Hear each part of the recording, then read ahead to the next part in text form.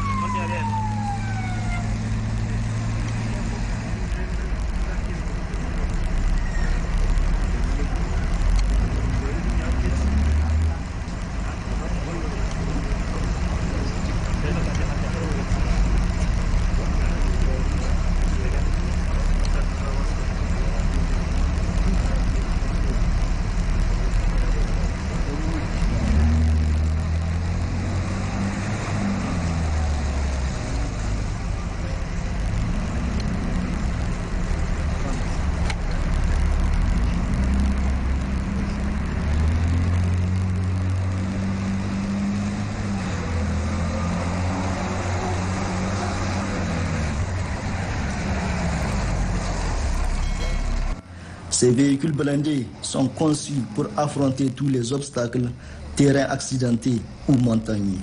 Bref, des genres types pour le Niger afin d'assurer efficacement sa sécurité. Le Premier ministre Ali Mohamed Lamine Zen, témoin oculaire ou plutôt personnage ayant vécu la scène, livre ses impressions. Nous sommes tout simplement fascinés par le niveau de technologie de tout ce matériel de guerre. Comme vous le savez, notre pays fait face à un défi. Nous sommes en guerre. Nous sommes venus faire livrer ce matériel à notre pays. Une bonne partie est déjà sur place. Et ce que vous venez de voir est tout simplement ahurissant. Donc nous sommes dans une posture aujourd'hui où nous allons nous défendre avec les moyens qui sont à notre disposition. À présent, nous sommes à Turkish Aerospace Industry pour la deuxième étape de la journée. Turkish Aerospace est spécialisé dans la conception et la fabrication des systèmes aérospatiaux. Ces différents produits, notamment les aéronefs, les hélicoptères et drones de combat, ont été présentés à la délégation. Le Premier ministre Ali Mohamed Lamine Zen, le colonel Ibro Amadou Bacharou s'installe confortablement pour apprécier la technologie utilisée. Par ailleurs, les responsables de cette société disent être à l'écoute des autorités nigériennes afin de contracter un contrat gagnant-gagnant. Enfin, Rocket Sun a été la dernière et la troisième étape de ce périple marathon entrepris par le Premier ministre et sa délégation malgré les conditions climatiques, -5 degrés à -3 degrés deux fois. L'entreprise Rocketstan est un complexe industriel spécialisé dans la fabrication de missiles et roquettes. Ici également, comme à toutes les étapes, la délégation a eu à visiter la salle de montage des missiles et roquettes et quelques engins exposés.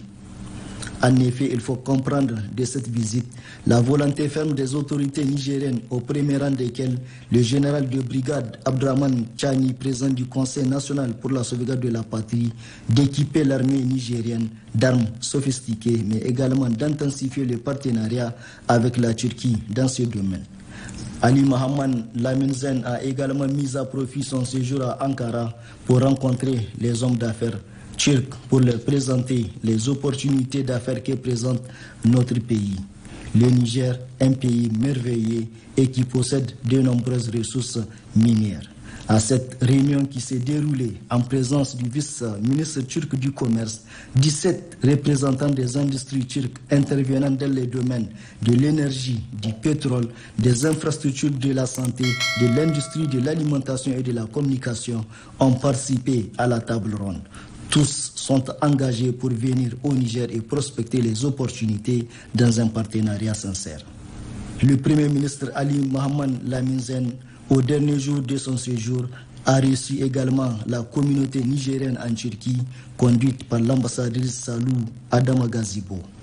Plantant le décor de la rencontre fraternelle, l'ambassadrice extraordinaire et plénipotentiaire du Niger en Turquie a salué l'exemplarité de ses compatriotes, lui emboîtant le pas. Le président de l'Union des étudiants et élèves nigériens en Turquie, Boulama Issa Lamido Hamadou, le secrétaire général de l'Association des Nigériens en Turquie, Hassan Soumana Issa, et bien d'autres ont posé des doléances au Premier ministre. Il s'agit des difficultés qu'il rencontre, notamment le problème du renouvellement des cartes de séjour. En réponse, le Premier ministre Ali Mohamed Lamine Zen a félicité la communauté nigérienne en Turquie. Je veux vous demander de continuer à observer cela. Ne vous faites pas remarquer autrement que par le respect des règles et lois du pays qui vous a accueilli. Nous sommes en très très bon rapport avec ce pays. Nous allons d'ailleurs très bientôt recevoir 2 ministres de souveraineté qui viendront chez nous. Si possible, avant ça, essayez de communiquer le plus urgemment cette situation des Nigériens arrêtés ou en situation irrégulière. C'est important.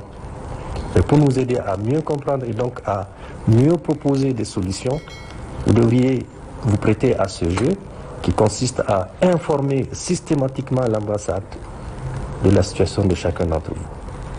Le conseil que je vais donner aux étudiants en fin de parcours, c'est vraiment, comme l'a dit le ministre, essayer de revenir à la maison.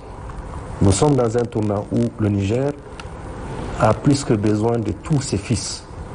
C'est la première fois qu'on assiste à une situation où pratiquement c'est un mouvement d'ensemble.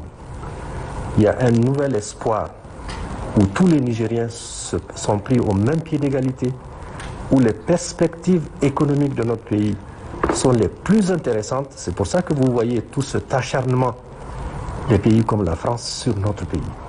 Parce qu'ils savent ce qu'il y a à l'intérieur de ce pays. Et donc si vous avez étudié dans des domaines de compétences diverses, c'est maintenant qu'on a besoin de vous pour qu'ensemble qu'on construise notre pays. Le Niger a plus que besoin de vous. Et c'est important. Vous ne pouvez pas arriver jusqu'à ce niveau de formation et que vous restiez dehors. Ça n'a pas de sens.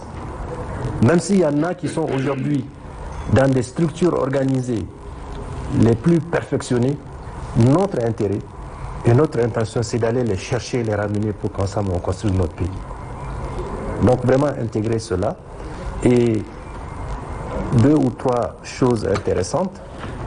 Vous avez bien vu l'embargo qui frappe notre pays depuis le 26 juillet.